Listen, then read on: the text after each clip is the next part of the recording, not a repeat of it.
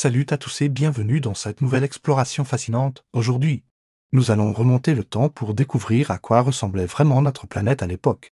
Des dinosaures. Imaginez un monde radicalement différent de celui que nous connaissons, il y a 252 millions d'années au début du Mésozoïque.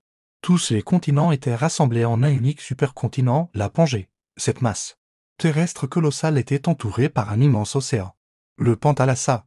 Mais notre Terre n'a jamais été figée, comme vous pouvez le voir sur cette reconstitution. Les plaques tectoniques ont progressivement fragmenté la Pangée. C'est un peu comme un gigantesque puzzle qui se serait lentement désassemblé au fil des millions d'années. Au Trias, entre 252 et 201 millions d'années, la vie commence tout juste à se remettre de la plus grande extinction massive de tous les temps.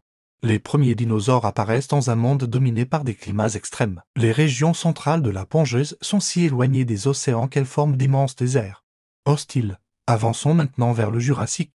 De 201e à 145 millions d'années, la Pangée commence à se diviser en deux, la Laurasie au nord et le Gondwana au sud. Entre les deux se forme la mer de Théise, le climat devient plus humide, les forêts se développent. Et c'est l'âge d'or des grands sauropodes comme le Diplodocus, regardés comme les continents continuent leur danse au Crétacé. Entre 145 et 66 millions d'années, l'Atlantique s'élargit.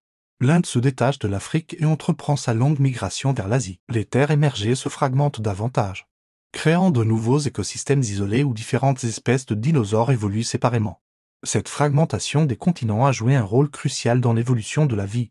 Chaque nouvelle barrière océanique crée des opportunités pour que de nouvelles espèces se développent en isolation. C'est fascinant de voir comment ces mouvements tectoniques ont façonné la biodiversité de notre planète. Les preuves de ces mouvements sont encore visibles aujourd'hui. Les fossiles similaires, retrouvés sur des continents aujourd'hui séparés. Les chaînes de montagnes qui s'alignent parfaitement quand on reconstitue la Pangée. Tout cela témoigne de cette histoire extraordinaire. Et savez-vous ce qui est encore plus impressionnant? Ce processus continue encore aujourd'hui.